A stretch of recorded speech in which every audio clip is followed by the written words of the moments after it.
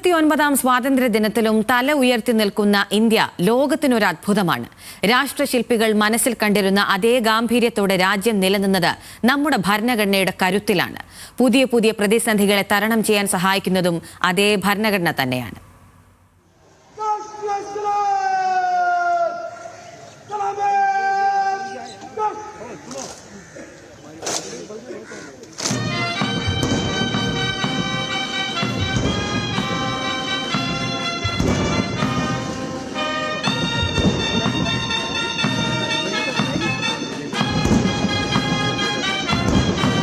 79 August 15 മുൻപാണ് ഒരു ത്രിവർണ പതാകയ്ക്കു താഴേക്ക് ഒരാൾക്കൂട്ടം വന്നു നിൽക്കാൻ പോവുകയാണ്.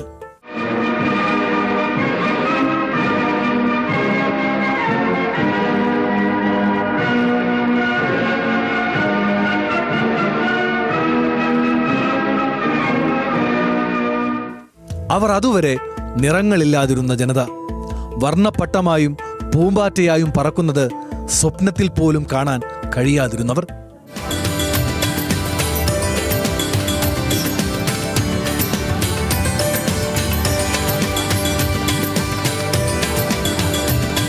അവരുടെ മങ്ങിയ ജീവിതങ്ങൾക്കുമുണ്ടായി അനേകം നിറഭേദങ്ങൾ.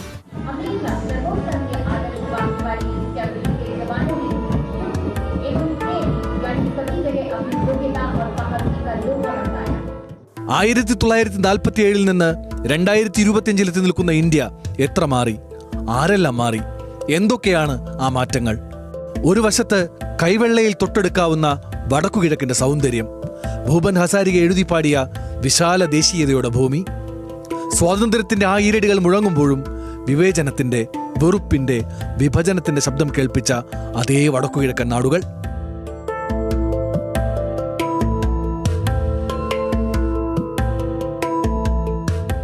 കൊൽക്കത്ത സ്വാതന്ത്ര്യത്തിന് കൃത്യം ഒരു വർഷം മുൻപായിരുന്നു, 1946 ഓഗസ്റ്റ് 16. അത് ലോകം തന്നെ വിറങ്ങലിച്ചുപോയ വലിയ വർഗീയ കലാപത്തിന്റെ മണ്ണായി. ബീഹാറിൽ, ഉത്തർപ്രദേശിൽ, ഗുജറാത്തിൽ, പഞ്ചാബിൽ, രാജസ്ഥാനിൽ, അങ്ങനെ ഇന്ത്യയിലെങ്ങും കലാപവും ക്ഷാമവും കഷ്ടപ്പാടുകളും നിറഞ്ഞു നിന്ന കാലം. അവിടെ നിന്ന് നിശ്ചയദാർഢ്യം മാത്രം കൈമുതലാക്കി ഒരു ജനത നടക്കാൻ തുടങ്ങി.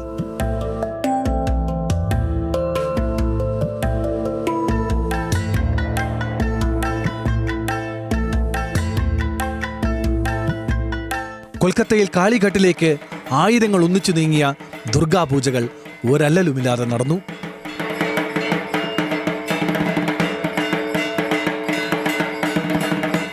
ഡൽഹി ജുമാ മസ്ജിദിൽ ഈദ് നമസ്കാരത്തിന് 10,000 വർഷാവർഷം വന്നുകൊണ്ടേയിരുന്നു.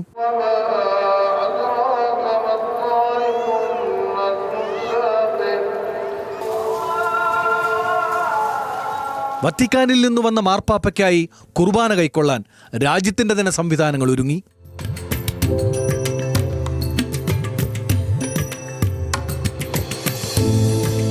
പല മതങ്ങൾ, പല സംസ്കാരങ്ങൾ, പല പുഴകൾ, പല സ്നാനങ്ങൾ, പല പള്ളികൾ, പല നമസ്കാരങ്ങൾ, പല പല പെരുന്നാളുകൾ. ഇതാണ് ഇതുവരെയുള്ള ഇന്ത്യ. ഇതുതന്നെയാകണം ഇനിയുള്ള ഇന്ത്യയും. The regiment from 61 Cavalry.